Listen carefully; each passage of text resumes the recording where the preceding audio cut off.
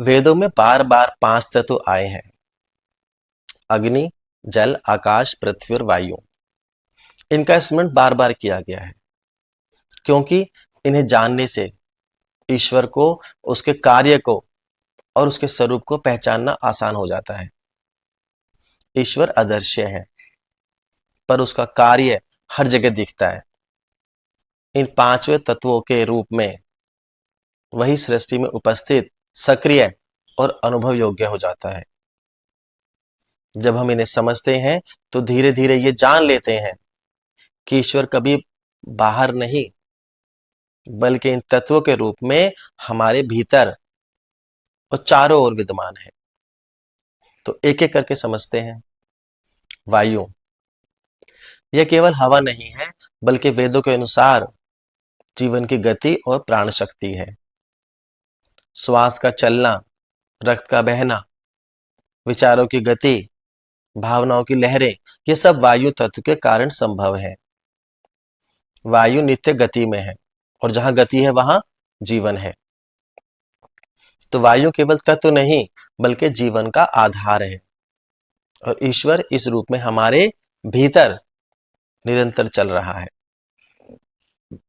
जब तुम सांस लेते हो तो याद करो कि यह सिर्फ ऑक्सीजन नहीं बल्कि ईश्वर का स्पर्श है जो तुम्हें जीवन दे रहा है। श्वास भीतर तो ईश्वर मेरे भीतर है और श्वास बाहर निकले तो मैं ईश्वर में विलीन हो गया।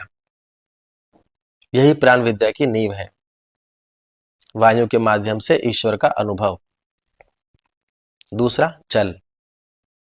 जैसे वायु ईश्वर की गति और प्राण शक्ति का प्रतीक है, वैसे ही जल वेदों में ईश्वर की शुद्धता, जीवनदायिनी शक्ति और करुणा का प्रतीक है।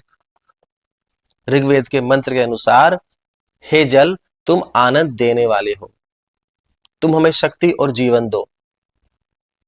इससे पता चलता है कि जल सिर्फ द्रव्य नहीं बल्कि जीवन और आनंद का स्रोत है और उसी के माध्यम से ईश्वर की कृपा प्रभावित होती है।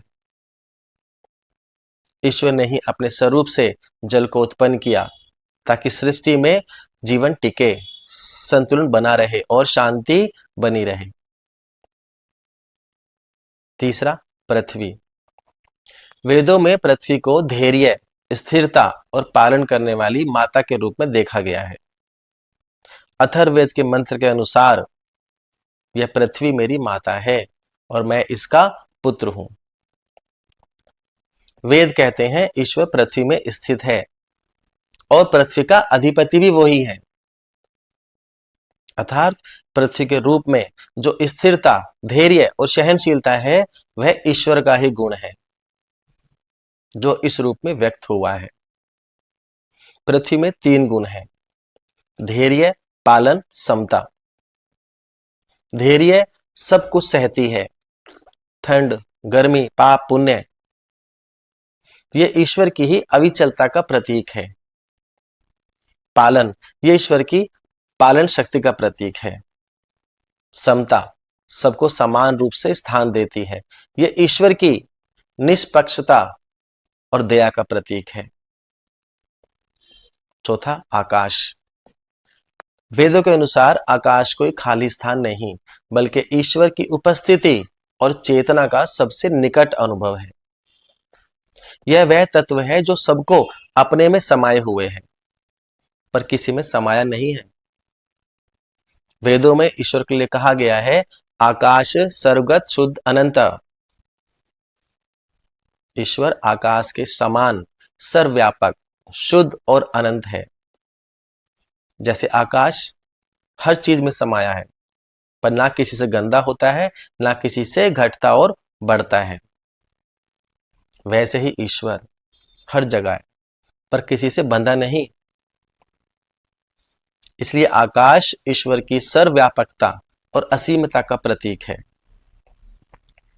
आकाश के 3 मुख्य गुण हैं। सर्वव्यापकता, हर जगह है जैसे ईश्वर। शुद्धता, कोई मैला नहीं कर सकता जैसे ईश्वर को। साइलेंस, मौन, आकाश स्वयं मौन है और ये ईश्वर की शांति का प्रतीक है। पांचवा, अग्नि। वेदों में अग्नि शब्द बहुत बार आया है। ऋग्वेद का तो पहला मंत्र ही अग्नि से शुरू होता है।